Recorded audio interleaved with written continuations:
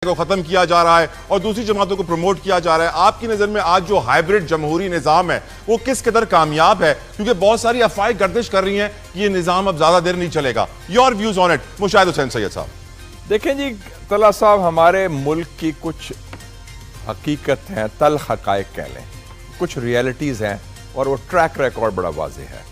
एक तो ये है कि सियासतदान की मौत सियासी हो सकती है, डंडे के जरिए नहीं हो सकती।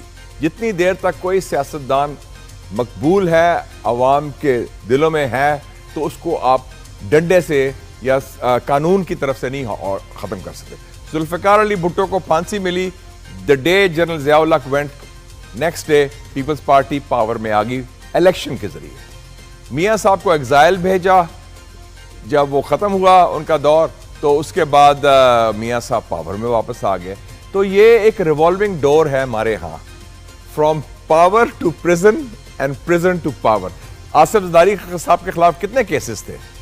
वही जिन्होंने केसेस की उनके खिलाफ गुलाम इसहाक खान साहब ने उनकी हलफ बर्दारी की एज ए फेडरल मिनिस्टर 1993, क्योंकि उन्होंने मियाँ साहब को निकालना था। तो ये हमारा रिवॉल्विंग डोर है, इसमें कोई हरफ आखिर नहीं। आई एक्सपेक्ट के 2026 में कैदी नंबर 804 जो हैं वो इंशाल्लाह रिहा हो जाएंगे। बहुत बड़ी खबर दे दी है मुशाहिद साहब ने कि 2026 में कैदी नंबर 804 को रिहाई मिल जाएगी। और ये भी मैं बताता चलूं कि उनकी रिहाई होने वाली थी पिछली नवंबर में, नवंबर 2024 में।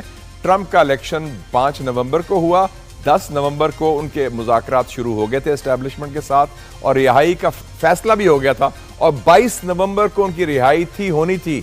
लेकिन कुछ उनके इमरान खान साहब की पार्टी में भी उनके नादान दोस्त हैं, वो कहते हैं ना नादान दोस्त वो एक दुश्मन से ज्यादा खतरनाक होते हैं। उन्होंने कहा नहीं जी हम 10 लाख लोग लेके आएंगे, 26 को ये करेंगे वो करेंगे, वो सारा सैबोटाज हो गया। वरना he was going to be a free man in November